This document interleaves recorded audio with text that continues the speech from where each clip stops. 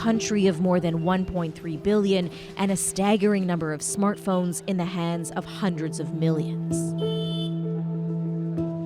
Potent tools armed with the ability to spread false information on Facebook and its ubiquitous messaging service, WhatsApp.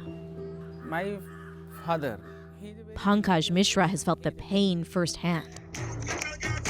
2 years ago, he was one of hundreds of students protesting a fee hike at his university when he was targeted.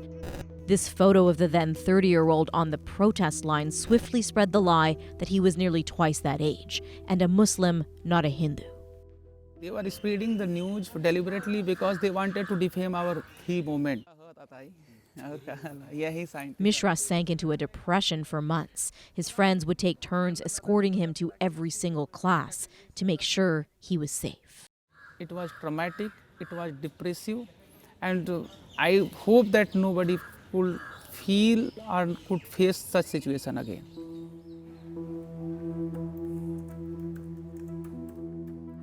At this New Delhi data company, they're working towards that goal. They give intensive training sessions to help people spot fake news. Social media being what it is, it becomes a huge problem to tackle misinformation. So the idea is to go to different universities, media houses, all of these places and sensitize people against misinformation. But the onus is also on social media companies like Facebook. India, its biggest market by far. And trust in Facebook's ability to tackle disinformation is waning.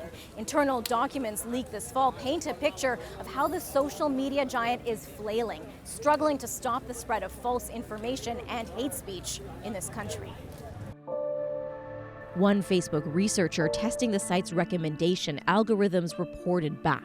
I've seen more images of dead people in the past 3 weeks than I've seen in my entire life.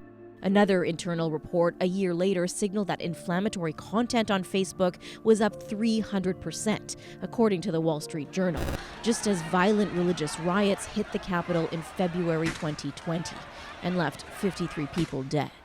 Checking infrastructure. Last month, a top Facebook India official was hauled in front of a Delhi legislative committee looking at what fueled the deadly riots. He was grilled on the company's fact-checking methods. But we have 10 fact-checking partners in India, and they cover 11 languages in the country. This is dedicated to India.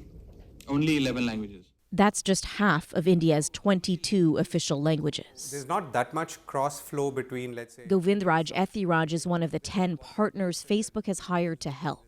Can a social media platform do more? Of course they can. But he says the problem is more insidious, much larger than just one company, even a juggernaut like Facebook. Disinformation fueled by politics is highly organized in India and a constant. So it always increases ahead of elections. But in India, there are elections happening all the time. So in that sense, it's a drip which is always a drip.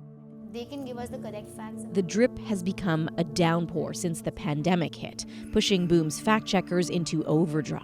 In April, May 2020, everybody in the team was doing a COVID story. Wow.